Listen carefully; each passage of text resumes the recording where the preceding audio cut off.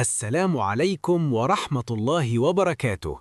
أهلا بكم يا جماهير الزمالك. لا تنسوا الاشتراك في القناة وتفعيل الجرس علشان يوصلكم كل جديد.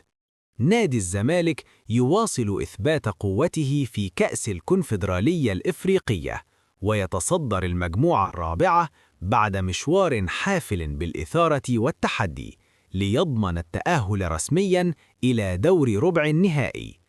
الترتيب النهائي للمجموعة: الفريق، النقاط، الوضع. الزمالك 11 نقطة، الوضع تأهل لربع النهائي. المصري البورسعيدي 10 نقاط، الوضع تأهل لربع النهائي. كايزر تشيفز 10 نقاط، الوضع خرج بفارق الأهداف. زيسكو يونايتد 3 نقاط، الوضع خارج المنافسة.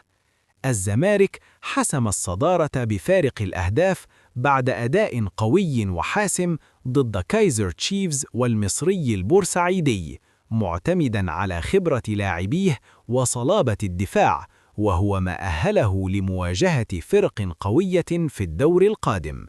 يا جماهير الأبيض، خليكم معانا وشاركوا الفيديو مع كل محب الزمالك، وما تنسوش الاشتراك واللايك